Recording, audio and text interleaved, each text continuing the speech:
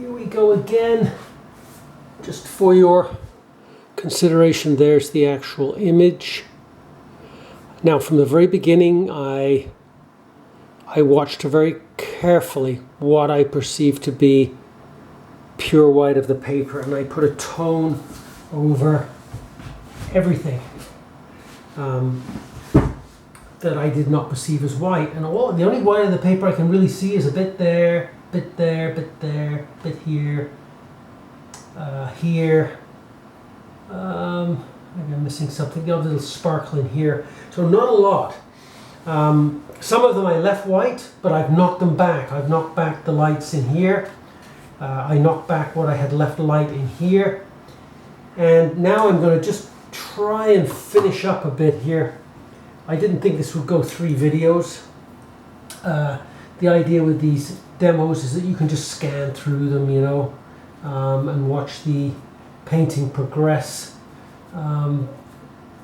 Really, they're probably a bit like watching paint dry, quite literally.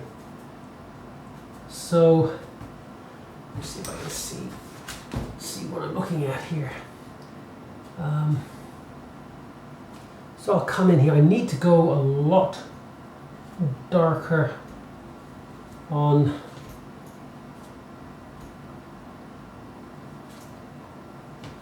the ball here, and that'll make it look more shiny. Really dark in here, but I've also got to soften edges, so I'm using my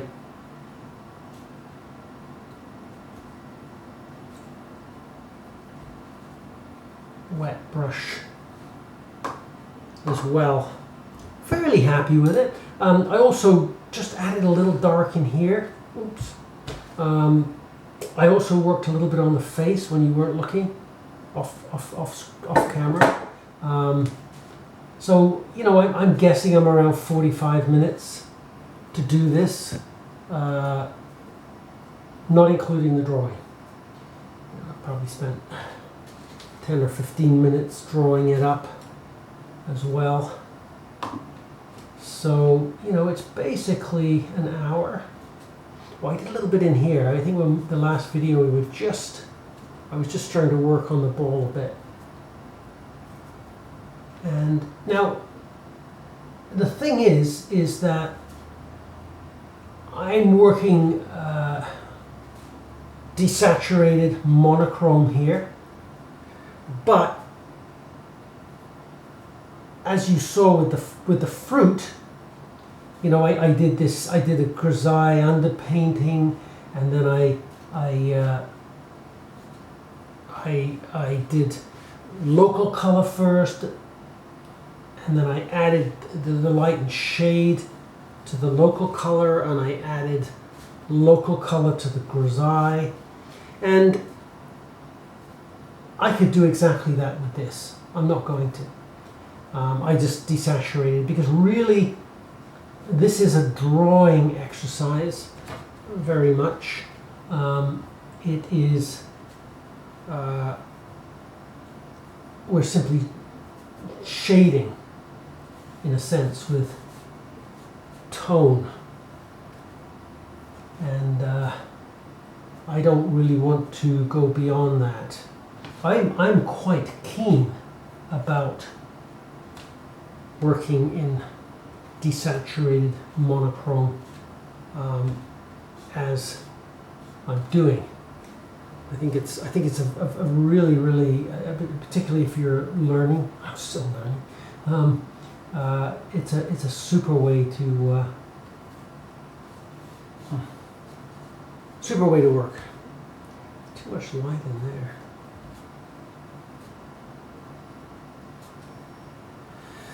I need to get a little darker in here, I think, to make it seem all the more shiny. So I'm going real dark. These are my darkest darks. The darkest darks. But I think it does look shiny, and I mean, the trick is I don't want to reflect the world in in what I'm doing. I want to reduce everything to simple, flat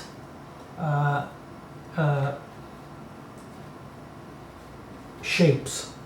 Because if I were, I don't want to do what MC Escher did with his, hand holding the ball globe, where he literally has himself and the room reflected in the ball. Because I want it to look like a ball. I want it to look like a ball with reflections.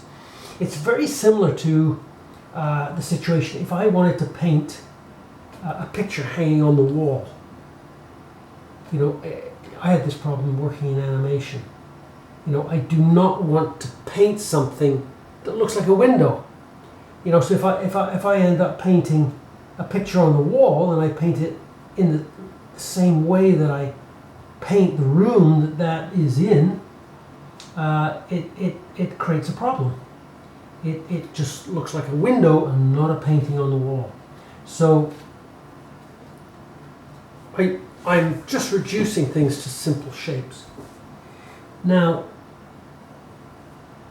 I think this looks pretty transparent, but I think I could just go a little bit darker. I can't go as dark as the darkest darks I've got in here on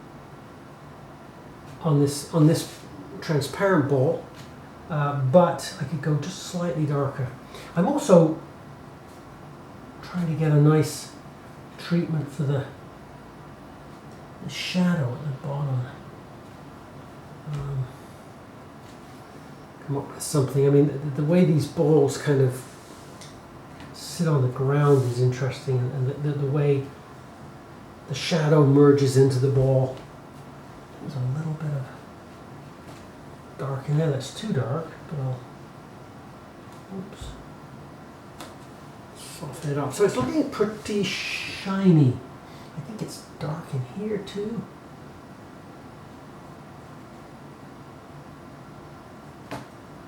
I'll soften that. This final video, you're just seeing some final little.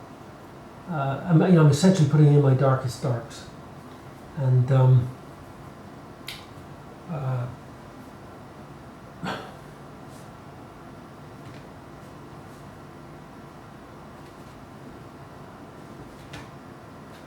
we need a little something in there that's darker. I don't know what it is.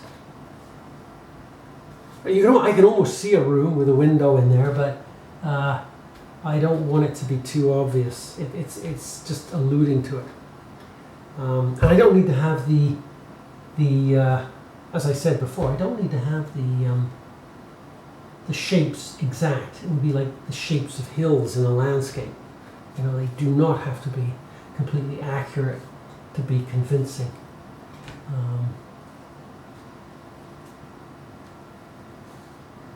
I'm going to go a little darker there, and it makes the ball look slightly more transparent. There is a hard edge. Ooh, too much.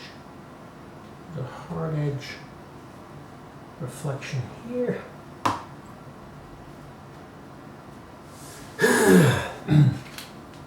It's a little bit darker. I had it and I've lost it down in there.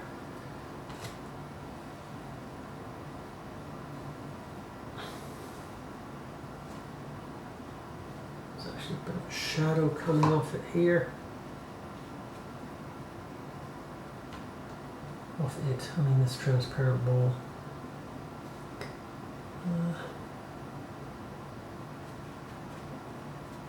Sometimes you can just kind of overlap straight into the background, and I've got a lot of soft edges, but I've also got a lot of hard edges. Let's go a little darker in here. I've got some hard edges going on here, and I'm softening them a bit, but that looks, I think I'm almost there. Maybe I need just a little bit more on this one in behind. Whoops, too much.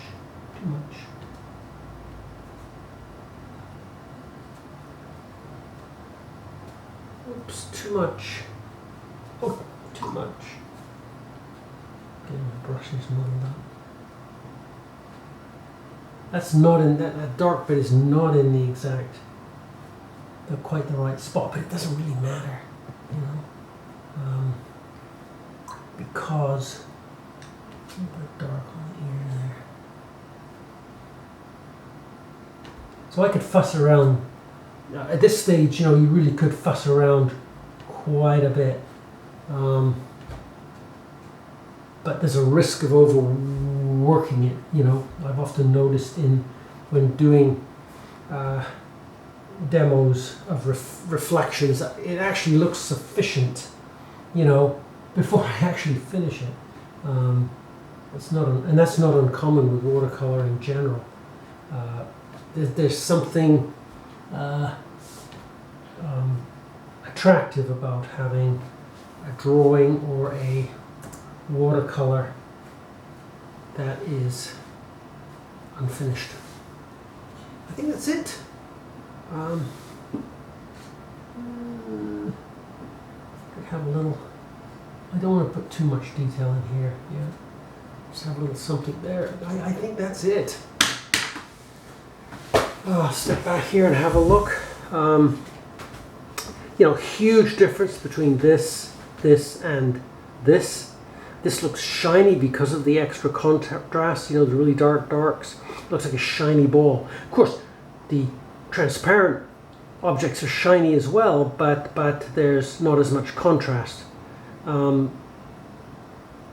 This thing is in shade. Now I've all those original sparkly bits.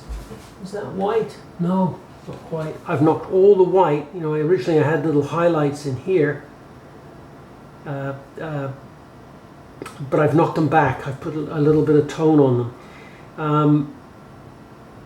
The thing about watercolor is that, you know, when you do this exercise, you know, you've got to err on the side of caution. Leave it, if you're not sure whether it's in light or shade. Oh, I see something. If you're not sure if something is light in light or shade, leave it light, because you can always come back and you know, darken it. But once you've put tone on, you know, yeah, you can't. You'll never get it back to light. Now, as I was working, I lost control of the edge of the ball. It no longer looked round. You know, I somehow obfuscated the roundness of this globe, and there was something going on in here that wasn't quite right. And I actually wet a brush and scrubbed. God forbid, you know, I scrubbed some marks off. It will never come back to pure white, but it came back just enough that when it was dry, I was able to repaint into it again. This is all very vague in here. If you look in the original one as well, you'll probably have access to the photos. You know, there's a sense of the background moving into the ball here. There's very little distinction. There's very little distinction in here. This is this whole business of soft edges. You know, I could have had softer edges in here. You know, I've just softened an edge there, so that the background merges into this. Not easy for me to have a soft edge for the reflection, but and I've got my photograph to work from, but I'm not necessarily copying the photograph absolutely exactly. You know, there might be spots where I make a ball darker than the background, even though there's kind of a bit of shade in there. I might make it darker than the background, and then here it becomes lighter than what's behind it, lighter than what's behind it, and here it is darker again than what's behind it.